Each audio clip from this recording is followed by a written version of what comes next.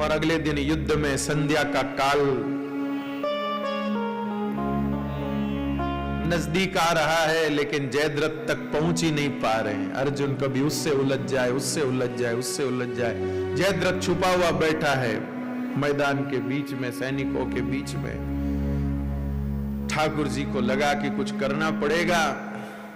ठाकुर जी ने ऐसा चक्र से सूर्य को ढक दिया, लगा कि सूर्यास्त हो गया। लोग चिल्लाने लगे, वाह सूर्यास्त हो गया, हम युद्ध जीत गए, अर्जुन अब मरने वाला है। और जयद्रथ तो इतना खुश हुआ, बस अब क्या है, अब अपन फ्री, और कुदक कर आ गया बाहर। चक्र हट गया। ठाकुर जी ने कहा भी सूर्यास्त नहीं हुआ, वो खड़ा जयद्रथ, अर्जुन बाहर मार।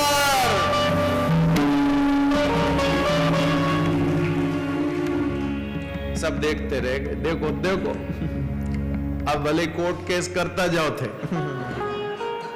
ये कैसे हो गया, ये कैसे हो गया, यूं कैसे हो गया, तो वेगी हो गए जो वेगी हो गए। करुणा निधान। जिन पांडवों की इतनी चिंता स्वयं श्री कृष्ण करते हो, उन पांडवों को क्या ये पर गया बेचारा। तो पांडवों को तो श्री ठाकुर जी भ्रमण कराने ले गए, और पीछे से भाई पांडवों के 5 पुत्र जो दिखने में पांडव जैसे ही दिखते थे, उनको अश्वत्थामा ने मार दिया। उनके मस्तक ले गया वो दुर्योधन के पास, ले मारा यो पांचा ने तू के कही। दुर्योधन ने कहा मुझे यकीन नहीं होता, तू मैदान में तो तेरे से कुछ हुआ नहीं, या अभी तू क्या कराया, जरा दिखा। मस्तक देखे तो समझ में आ गई ये तो पांडवों के नहीं है, ये 5 पांडवों के नहीं, ये तो तू कोई और के लाया, कौन है ये। तब अश्वत्थामा ने कहा कि वो तो थे नहीं, तो मैंने कहा कुछ तो करके जाओ, इसलिए मैं उनके 5 पुत्रों को मारा है। अरे दुर्योधन ने कहा, रे ये तूने क्या किया, हमारे कुल में कोई पानी देने वाला नहीं छोड़ा तूने, भाग जा अब यहां से, पांडवों को पता चलेगा वो छोड़ेंगे नहीं तुझे, भाग यहां से।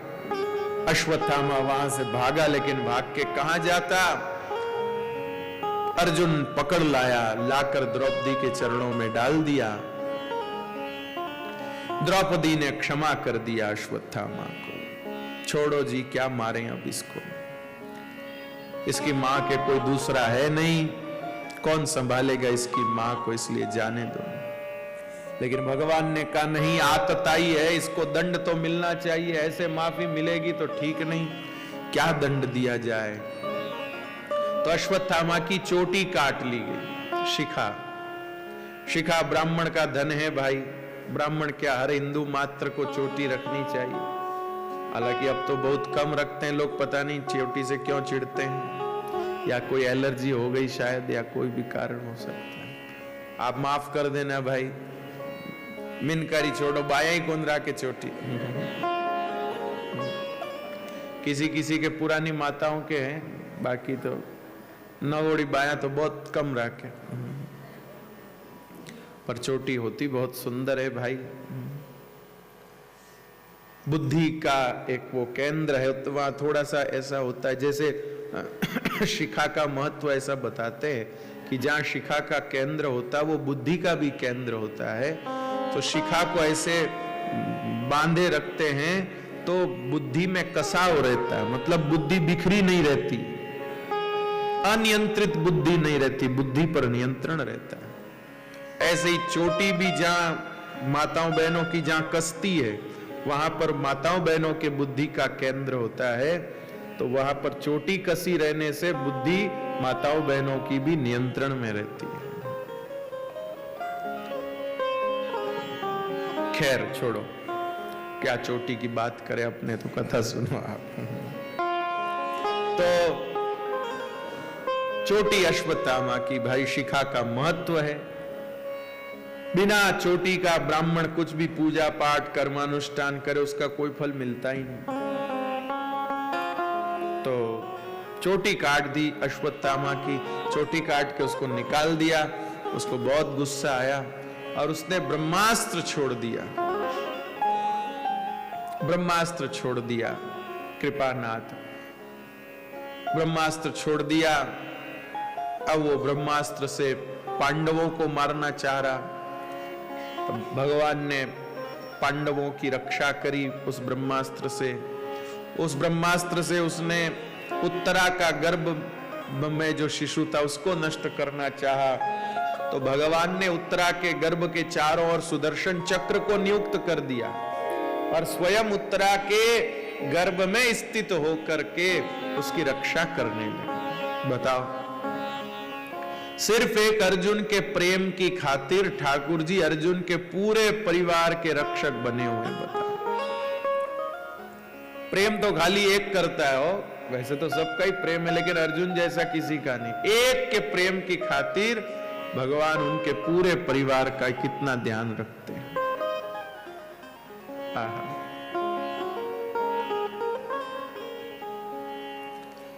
रक्षा करी भगवान ने। उत्तरा के गर्भ से बालक का जन्म हुआ, उन्हीं का नाम परीक्षित पड़ा। इसके बाद भगवान अपनी बुआ जी अर्जुन की जो मां थी उनके पास आए और आकर के भगवान ने कहा कि अब मुझे आज्ञा दो बुआ जी, अब मैं घर जाऊं, बहुत टाइम हो गया आपके यहाँ बैठे बैठे। बुआ के घर इतना नहीं रहना चाहिए भाई।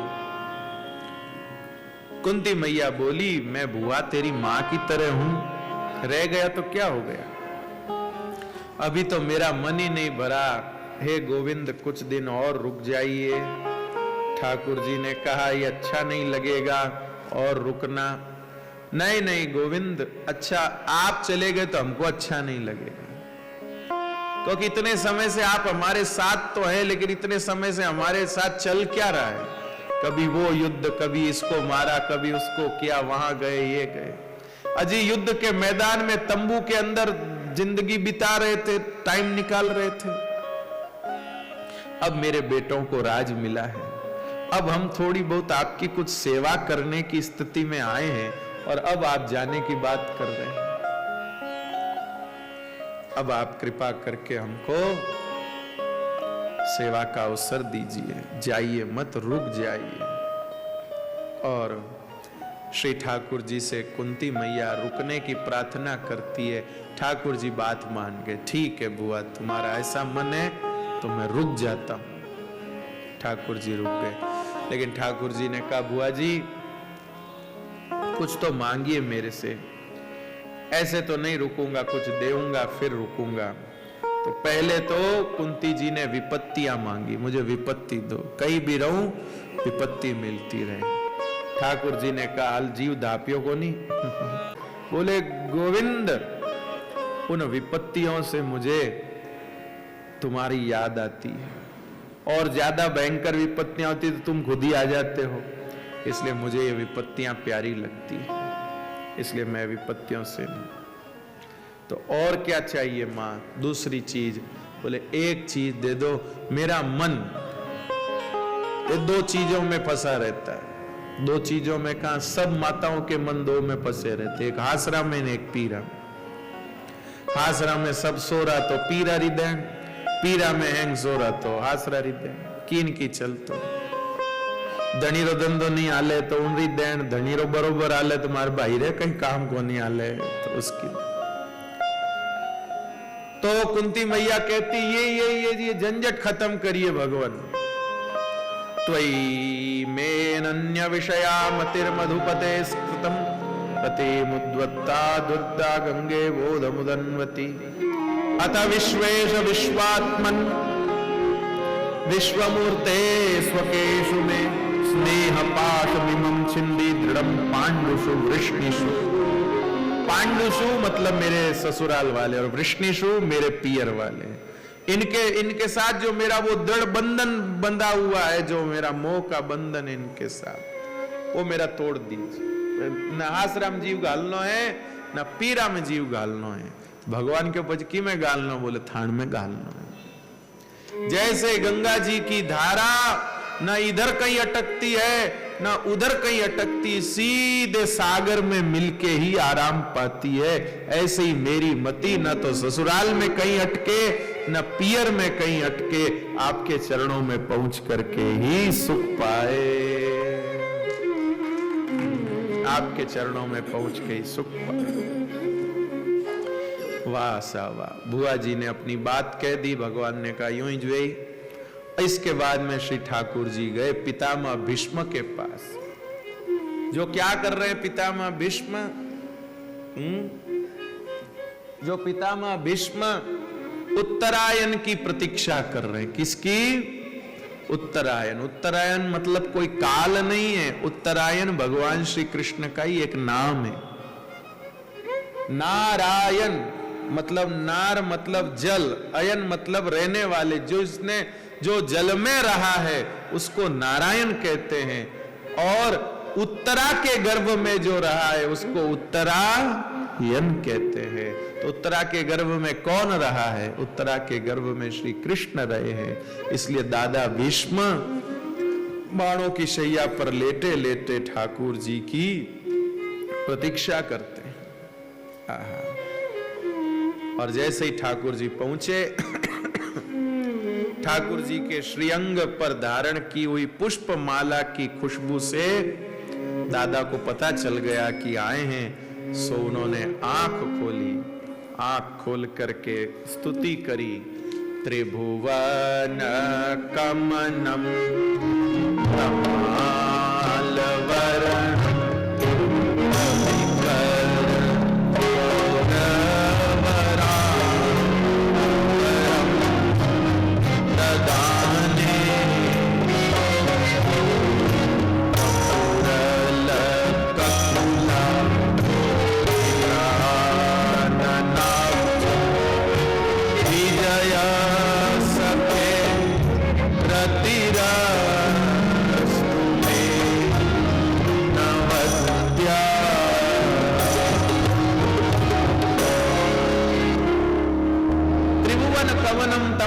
वर्णम रविकर गौर वरांबरम ददाने वपुरल ककुलाव्रताननाब्जम विजय सके रतिरस्तु मेन वद्या।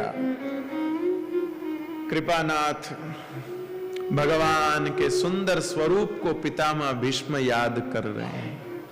हे श्याम सुंदर, आप जब अर्जुन का रथ चलाते मैंने आपको बहुत प्यार से देखा है। अजी लोग मुझे कहते हैं अधर्म के पक्ष में थे, अधर्म के पक्ष में थे, कितनी मेरी बदनामी हुई, लेकिन प्यार होता है तब आदमी नाम बदनाम कुछ नहीं देखता है। चक्कर में पड़ गए फिर क्या है। बदनामी हुई तो हुई, पर मैं मेरे मन की जानता हूं। मैं कोई लड़ने को थोड़ी वहां डटा था, मैं तो बस आपको निहारने के लिए वहां था और कुछ नहीं, आपको निहार सकूं। अजीन पांडवों के पक्ष में रहता था तो कभी इधर देखना पड़ता, कभी उधर देखना पड़ता। कौरवों के पक्ष में था तो एकदम सामने ही सामने आप हमेशा नजर आते रहते थे। इसलिए और क्या। और युद्ध के मैदान में पितामह भीष्म कहते हैं, हे प्रभु, युद्ध के मैदान में सेनापति अगर सैनिक को देख करके और ऐसे तलवार दिखाए तो सैनिक का जोश बढ़ता, उत्साह बढ़ता है। लेकिन हे श्याम सुंदर, मुझे तो इस महाभारत के युद्ध में आप जब नजर आते थे मेरा जोश बढ़ जाता था, उत्साह बढ़ जाता था। और अब मेरी कोई इच्छा नहीं,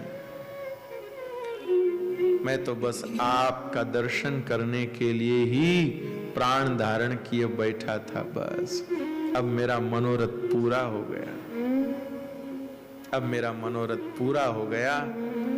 आपका दर्शन करते करते अब आराम से यात्रा करूंगा। कृपानाथ दादा भीष्म भगवान के धाम को गए। अब फिर भगवान भी अपने गए द्वारिका, ठाकुर जी द्वारिका गए तो भाई बहुत समय बाद भगवान आए हैं और इतना बढ़िया काम करके आए हैं। गीता का उपदेश सुना के आए हैं, महाभारत का युद्ध निपटा के आए हैं, कितने पापियों को सबको निपटा के आए हैं, पार करके आए। तो भगवान की रानियों ने भगवान के स्वागत की योजना बनाई और पूरी द्वारिका पूरी सजाई गई और भगवान का अद्भुत स्वागत किया गया। पत्नियां ऐसे खींच खींच के नहीं बैठी हैं कि जाओ जटी बैठ जा। मुंह चढ़ाए नहीं बैठी। अरे हमारे स्वामी इतने दिनों बाद आ रहे हैं तो हमें उनके स्वागत की तैयारी करनी। तो भगवान की रानियों ने भगवान का खूब स्वागत अभिनंदन किया, खूब ठाट से भगवान का स्वागत हुआ। फिर भैया भगवान ने द्वारिकापुरी में अपना लीला संवरण किया। पांडवों को पता चला तो पांडवों ने परीक्षित जी को राजगद्दी पर बिठा दिया और परीक्षित जी को राजगद्दी पर बिठा के और पांडव जो है वो हिमालय पर्वत की ओर चले गए। अब परीक्षित जी राज्य चला रहे। अब परीक्षित जी के मन में आई कि भाई अपने राज्य तो चल रहा है, अपने अड़ोसी पड़ोसियों का भी ध्यान रखना चाहिए। तो परीक्षित जी ने पता लगाया कि भाई मेरे दादा के जो मित्र थे प्रिय, उनके परिवार से अभी कौन है? तो पता चला वज्रनाभ जी, भगवान के पड़पोते, भगवान श्री कृष्ण के पड़पौत्र हैं महाराज वज्रनाभ। वो उस समय मथुरा मंडल के राजा थे। तो परीक्षित जी ने उन वज्रनाभ जी से मुलाकात करके कहा, भाई तुम ठीक हो? तुम्हारे सब बराबर चल रहा है? हमारे दादाजी, आपके दादाजी सब आपस में मित्र थे, इसलिए मैं आ गया, भाई अपना प्रेम बना रहे। कैसा सब ठीक चल रहा है? वज्रनाभ जी ने कहा, क्या ठीक चल रहा है, कुछ है ही नहीं, चले क्या? बोले ये मथुरा मंडल का राज्य, बोले इस राज्य में है क्या? सूखे पेड़ पड़े हैं, बंजर भूमि पड़ी है, इतना विशाल गिरिराज पर्वत, लेकिन निस्तेज है, खाली जमुना जी बह रही और कुछ नहीं है यहां। क्या चाहते हैं? बोले मेरे इस राज्य में थोड़ी रौनक होनी चाहिए। परीक्षित जी ने कहा अभी व्यवस्था करता हूं। और परीक्षित जी ने क्या किया, अपने वहां के बड़े बड़े सेठ लोगों को कहा भाई इधर रौनक करो। अब सेठ कैसी रौनक करेंगे भाई? किसी ने बगीचा बना दिया, किसी ने हवेली बना दी, किसी ने बाजार बना दिया, दुकानें बना दी, मार्केट बना दिया। अब लोग आवे जावे, खावे पीवे, घूमे फिरे। परीक्षित जी ने कहा वज्रनाभ जी अब तो हो गई रौनक। बोले रौनक नो कई करनो, इस रौनक से क्या मतलब है? तो कैसी रौनक चाहिए? बोले श्याम सुंदर की बांसुरी बजने पर जो रौनक होती थी वो रौनक चाहिए। भगवान गाय चराने जाते थे उस समय जो रौनक होती थी वो रौनक चाहिए। भगवान की बांसुरी बजने पर गोपियां यमुना जी के तट पर जाती थी, महारास होता था, वो रौनक चाहिए। ये बाजार वाली रौनक नहीं चाहिए, ये सेठों वाली रौनक नहीं चाहिए, रसिकों वाली रौनक चाहिए भाई, रसिकों वाली रौनक चाहिए। तो भैया परीक्षित जी ने कहा ये रौनक तो कोई रसिक ही ला सकता है, ढूंढो रसिक को। तब भगवान श्री कृष्ण के जो कुल गुरु थे नंद बाबा के, शांडिल्य मुनि, वो मिल गए। उनको पूछा महाराज आप कोई तरीका बताओ। तो उन्होंने कहा एक काम करो, भगवान की सब रानियों को ले लो और सबको ले लो और हम लोग चलते हैं। गिरिराज जी की तलेटी में कुसुम सरोवर है, उस कुसुम सरोवर के आसपास लता पता के रूप में उद्धव जी महाराज रहते हैं। वो दिखते नहीं है लेकिन लता पता के रूप में रहते। हम सब वहां चल के जोर से कीर्तन करेंगे तो हमारे कीर्तन को सुनकर के आखिर वो प्रकट हो जाएंगे। जब वो प्रकट हो जाएंगे तब फिर हम उनसे बात करेंगे। तो सब वहां कुसुम सरोवर के किनारे आके भाई खूब जोरों से कीर्तन किया, खूब कीर्तन किया, खूब कीर्तन किया। और उस कीर्तन के प्रभाव से आखिर श्री उद्धव जी लता पता में से प्रकट होकर आ गए। अरे भाई क्यों कीर्तन कर रहे हैं, क्या बात है? तब शांडिल्य मुनि ने कहा कि हे उद्धव जी महाराज, इस ब्रज में रस वर्षण होना चाहिए, फिर से बंसी वाला भाव आवे, फिर से गोचारण वाला भाव आवे, फिर से गोपी गैया ग्वाल, ये ब्रज हरा भरा रसधार बहाता हुआ सा लगे, ऐसा ब्रज को बनाना। ठाकुर जी उद्धव जी महाराज ने कहा कि ये ब्रज तो वैसा ही है, बस अपने को ऐसा महसूस नहीं हो रहा। अरे ये गिरिराज जी के पर्वत पर जो शिलाएं लगी हुई हैं, ये कोई पर्वत पर चिपकी हुई शिलाएं नहीं है, ये सारे ब्रजवासी हैं जो कृष्ण विरह के ताप को कम करने के लिए गिरिराज जी की शिलाओं पर अंकित श्री कृष्ण चरण चिन्ह के साथ अपने छाती को जोड़ देते हैं और फिर वही शिला रूप में हो जाते हैं। ये जो सूखे सूखे पेड़ है ना, ये कोई सूखे सूखे पेड़ नहीं, ये सब गोपी ग्वाल हैं। भगवान की बांसुरी बजे तो सब हरे भरे हो जाते हैं। हे महाराज, फिर से ऐसा ब्रज कैसे हो, कुछ करो ना आप। तो उद्धव जी ने कहा भाई फिर तो भगवान की लीला कथा को सुनाने से ही काम होगा। जैसे जैसे हम भगवान की लीलाओं का गान करेंगे वैसे वैसे भगवान के वह लीला के सारे स्वरूप प्रकट होते जाएंगे। तो हे उद्धव जी, फिर आप सुनाओ भगवान की वह लीला कथा। उद्धव जी ने कहा ठीक है मैं सुनाता हूं, बैठो भाई सब सुनो। सब लोग बैठ गए। अब उद्धव जी ने कहा एक आदमी कथा नहीं सुनेगा, बाकी सब सुनेंगे। सब एक दूसरे का मुंह देखने लगे, भाई एक कौन नहीं सुनेगा, एक कौन नहीं किसको किसकी छुट्टी होगी भाई, किसको क्लास से बाहर करने वाले हैं। तब श्री उद्धव जी ने कहा राजा परीक्षित तू नहीं सुनेगा, तू चला जा। लो, परीक्षित ने कहा कि ये सब खिचड़ी चढ़ाई मैं, ये सब किया ही मैंने सब कुछ प्रबंधन, और मुझे ही कह रहे कि तू जा, तू नहीं सुन सकता। उद्धव जी ने कहा प्यारे परीक्षित, जब हम लोग कथा सुनना शुरू करेंगे उस समय कलयुग आकर बाधा पैदा करेगा, वो कथा होने नहीं देगा। इसलिए कोई एक जना चाहिए जो उसको रोक के रखे। बाकी किसी में दम नहीं कलयुग को रोकने का, इसलिए तू रोक। परीक्षित जी ने कहा ठीक है मैं रोक लूंगा, लेकिन मेरी कथा की प्यास कब बुझेगी, मैं कब सुन पाऊंगा।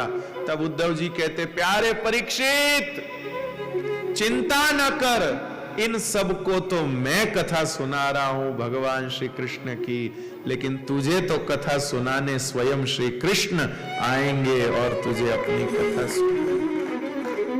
राजा खुश हो गया, चलो कोई बात नहीं, भगवान मुझे कथा सुनाने आएंगे।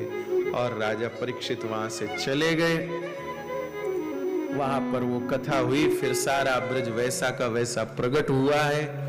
इधर अब राजा परीक्षित एक दिन भ्रमण कर रहे थे तो उन्होंने यमुना जी के किनारे एक अत्यंत भयानक आकृति वाले व्यक्ति को देखा जो गाय और बैल के ऊपर प्रहार कर रहा था।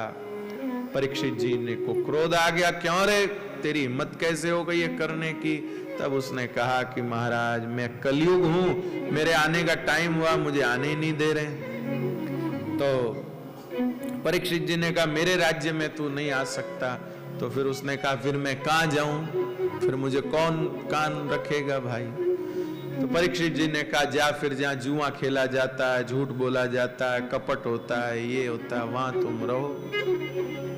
कलयुग ने कहा वो सब तो ठीक है, एक मेरे पसंद की जगह दे दो, स्वर्ण में भी मुझे रहने की जगह दे दो। परीक्षित जी ने कहा जा भाई तेरा इतना ही मन है तो जा, स्वर्ण में भी तुझे स्थान दे दिया। अब भाई आप सब सोना चांदी तो पहन के बैठे, स्वर्ण तो पहन के बैठे ही हैं, तो अब क्या करना भाई, स्वर्ण में कलयुग है तो। प्राणनाथ संत आचार्य बताते हैं 2 प्रकार का स्वर्ण कलयुग का विशेष निवास स्थान है। कैसा?